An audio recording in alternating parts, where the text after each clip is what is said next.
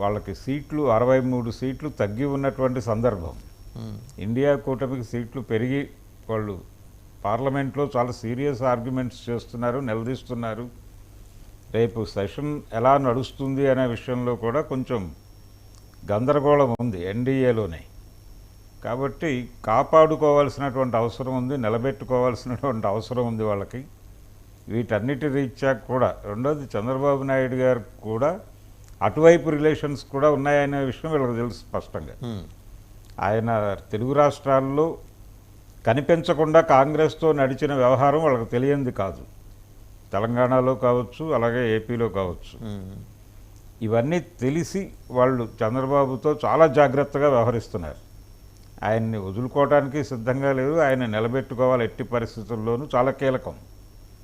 అందుకని ఆ ప్రాధాన్యత ఖచ్చితంగా ఇచ్చి తీరాలి, ఇస్తున్నారు, అనివార్యం. రైట్. ఇక ఈ అంశంతో పాటు రేపు మనం కనుక చూస్తే తెలంగాణ ఆంధ్రప్రదేశ్ ముఖ్యమంత్రుల సమావేశం జరుగుతుంది. సరే, చాలామంది అంటే వాళ్ళంటే కిట్టనోళ్ళు, వాళ్ళిద్దరంటే కిట్టనోళ్ళు అంటే గురు శిష్యులు అని చెప్పేసి, గురు శిష్యులు అయితే అయి ఉండొచ్చు కాక, కానీ ఇప్పుడు ఇది 2 రాష్ట్రాలకి ముఖ్యమంత్రులు వేస్తారు. అవును, ఎవరి రాష్ట్ర ప్రయోజనాల గురించి వాళ్ళు మాట్లాడుకోవాలి.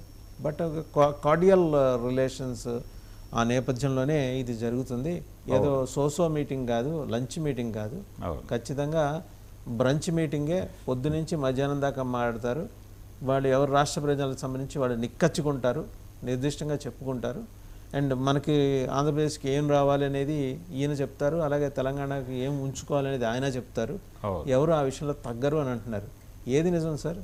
మార్కెటింగ్ వ్యవహారం లేకపోతే జరగదు అనే ప్రచారం కూడా ఒకటి జరిగింది కదా మొన్నటి నుంచి. ఎప్పుడైతే ఆయన లేఖ రాశాడు, ఈయన స్పందించి సభ మనం కలుద్దాము అని ఇక్కడ ప్రజావేదికల మీద మనం కలుద్దామని అనుకున్న తర్వాత ఈ సమావేశం జరగదు అని చెప్పి ఒక ప్రచారం మొదలైంది. ఈ ప్రచారం ఎవరు చేశారు అనేది పక్కన పెట్టేస్తే వీళ్ళిద్దరూ కలవటం అనేది జరుగుతోంది. జరిగిన తర్వాత అంటే కేవలం రాష్ట్ర ప్రయోజనాలతో పాటు ఆయన పార్టీ ప్రయోజనాలు కూడా ఉన్నాయి ఆయనకి, చంద్రబాబు నాయుడు గారికి.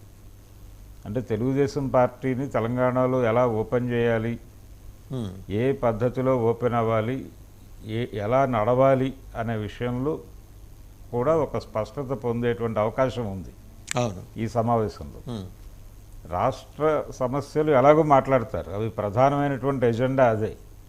వాళ్ళు పార్టీ నాయకులుగా కలవడం లేదు, వాళ్ళు ప్రభుత్వ అధినేతలుగా కలుస్తున్నారు. కాబట్టి ఖచ్చితంగా ఆస్తుల పంపకానికి సంబంధించిన వ్యవహారమే ప్రధానమైనటువంటి చర్చగా మారుతుందండి. తెలంగాణలో ఉన్నటువంటి ఆస్తుల పంపిణీతో పాటు తెలంగాణ నుంచి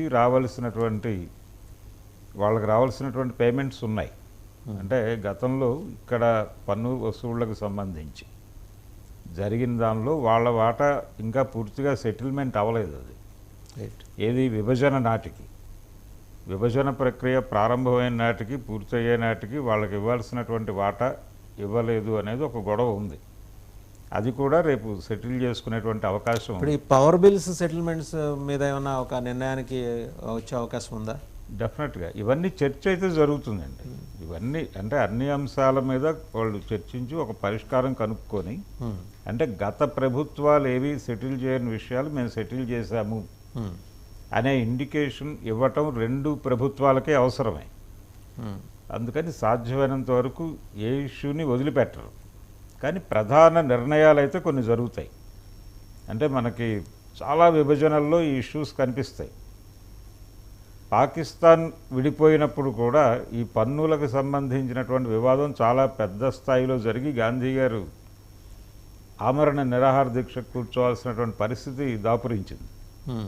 అందుకని ఇక్కడ ఈ వీళ్ళకి రావాల్సినటువంటి గత బకాయిలు ఏవైతే ఉన్నాయో అవి వాటికి సంబంధించి ఒక స్పష్టత, ఒక ప్రకటన. సార్, ఒకటి స్పష్టం, 50-48% అనేది ముందరే చేసుకున్న ఒప్పందం. 52% ఆంధ్రప్రదేశ్కి వెళ్ళాలా, 48 తెలంగాణకు ఉండాలా.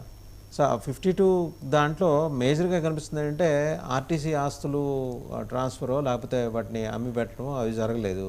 అండ్ పవర్ బిల్స్ దీని మీద ఏంటంటే అమ్మి మీకు పెట్టడాలు 2021 మీకు గుర్తుండే ఉంటుంది. 2021 నవంబర్ 12వ తారీఖు తిరుపతిలో హోంమంత్రి అమిత్ షా ఆధ్వర్యంలో సదరన్ స్టేట్స్ మీటింగ్ జరిగింది. అవును. మీటింగ్ జరిగినప్పుడు అమిత్ షా గారు చైర్ చేశారు ఆ మీటింగ్. ఆంధ్రప్రదేశ్ ముఖ్యమంత్రి జగన్మోహన్ రెడ్డి గారు అటెండ్ అయ్యారు. తెలంగాణ ముఖ్యమంత్రి రాలేదు. వాళ్ళ సిఎస్ని పంపించారు. ఇటేమో ముఖ్యమంత్రి కూర్చున్నారు, అటు సిఎస్ కూర్చున్నారు. ఒక ముఖ్యమంత్రి ఏట ఇంకో రాష్ట్రం సిఎస్ ఏం మాడతారు? ఇప్పుడు అవి మొహమాటాల అంశాలు చాలా ప్రభుత్వం ఏమనుకుంటోందో అది మాత్రమే ఆయన ప్రతిపాదిస్తాడు తప్ప నిర్ణయాలు నిర్ణయాలు సిఎస్ ప్రకటించరు కదా, నిర్ణయాలు సిఎస్ ప్రకటించరు. ఆ తర్వాత సబ్సిక్వెంట్గా ఏం జరగలేదంటున్నాను. ఏమీ జరగలేదండి, ఏం జరగలేదు. అయితే ఈసారి ఇద్దరు ముఖ్యమంత్రులు పర్సనల్గా కలుస్తున్నారు. పర్సనల్గా అంటే రాష్ట్రాల ప్రయోజనాల రీత్యా మనం ఒకసారి కలిసి కూర్చుని మాట్లాడుకుందామని ఆయన లేఖ రాశాడు చంద్రబాబు నాయుడు గారు. ఆ లేఖకి స్పందిస్తూ మనం డెఫినెట్గా కూర్చుందామని చెప్పి అడిగినా కూర్చుంటున్నారు. ఇక్కడ ఎవరి ప్రమేయమో లేదు, ఎవరో కూర్చోబెట్టి మీరు తేల్చుకోండి అనటం లేదు. తేల్చుకోవాలి అని వాళ్ళిద్దరే అనుకుని కూర్చుంటున్నారు కాబట్టి ఖచ్చితంగా